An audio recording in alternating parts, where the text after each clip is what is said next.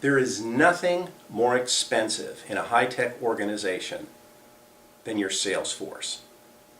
Now, what I see companies doing all the time is they go out and they hire these big sales forces. And what do they look for? What's the profile that they look for? They look for people from Oracle and SAP and I2. Well, what problem are you trying to solve? You're a no-name company. You're early in your product cycle. You're competing against all the big dogs who have massive amounts of marketing, massive numbers of salespeople, who have market share, who have market leadership. Everybody knows their name, but nobody knows your name. So why are you going to hire somebody who waits for the telephone to ring, and when the phone rings, they begin their sales cycle? That isn't your problem. Your problem is fundamentally different. The problem that you have when you are a startup CEO, and I know because I've done it and I've been there, was written up in Forbes magazine for one of the companies that we turned around, started with literally zero and drove the company to a $100 million valuation. One of the things that we fundamentally know is that the problem we are trying to solve is, how do I get in front of the customer who's looking for my technology, and how do I differentiate at the point of sale and get that deal done? Well, what kind of skill set do I need for that? Do I need a skill set of somebody who spent the last 5 years sitting in an office, and the CIO at the end of the budget quarter would actually call the sales rep for SAP and Oracle and say, hey guys, I've got $500,000 left in my budget. What is it you have that's new? Do you think you're going to get that phone call? Well, if you're not going to get that phone call, then why do you have a sales rep there who that's how he sells? Let me tell you a story. I've been doing no-name startups for the better part of 30 years. And you go to my website, contingencysales.com, you can read about them. But in one of the startups, which was particularly interesting, the company brought in all of these million-dollar players, guys who had made $1 million in their last job at I2 or SAP. And the company said, we have this world-class sales force. So I came on as a guy who had done startups, hadn't worked for these big companies.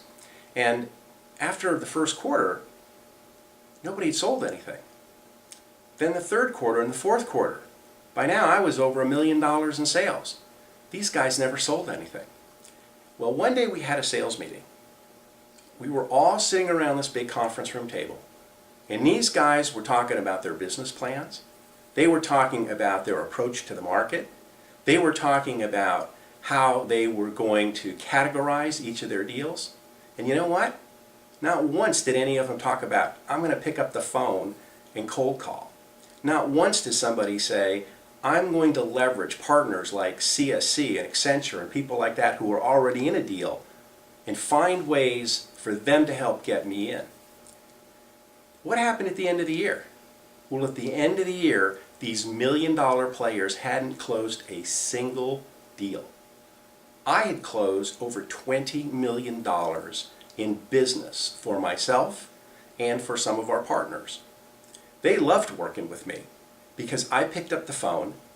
I found ways to get in front of somebody who was looking for me. They just didn't know who I was, because those were the skills that are needed when you are a startup or a turnaround. We have done this in deal after deal after deal. Now, the person I'm looking to work with is not the person who today believes, as a CEO, that you're going to hire the Oracle guys and the SAP guys and the I2 guys, and they're going to come in and get your company going. Because if they can, great. But if they can't, what do you lose?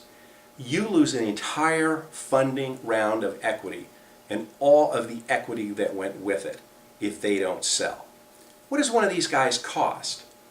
$125,000 base, plus they're going to need all kinds of expensive hotels, all kinds of travel. These are people who are on the road all the time because they love it. They're road warriors. What about a different model? A model where you don't really pay anything up front. You hire people who are not hunters and not farmers. They're franchise players. What's a franchise player?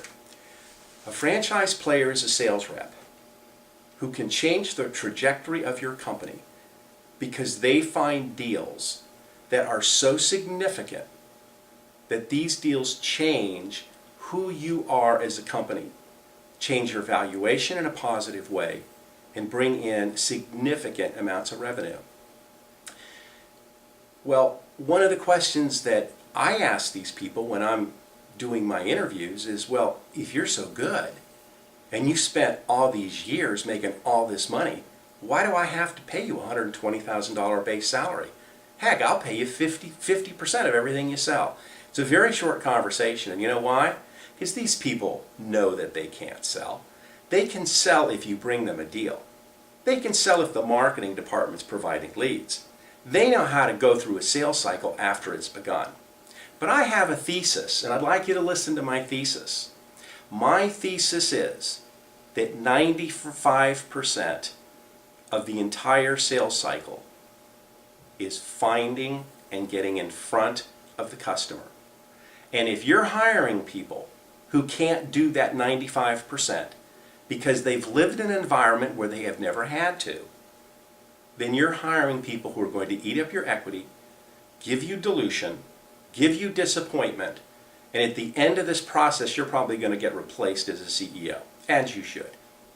So take a look at another model and talk to some of our references and some of the people who've used some of the things that we do. And then ask the question, what problem am I trying to solve?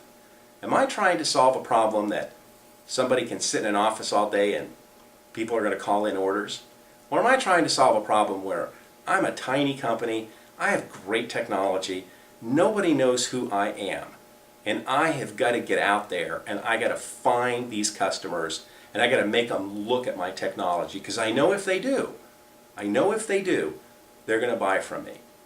And then when you define the problem properly, you will determine, do I need an Oracle, SAP, I2 kind of a rep, or do I need a franchise player?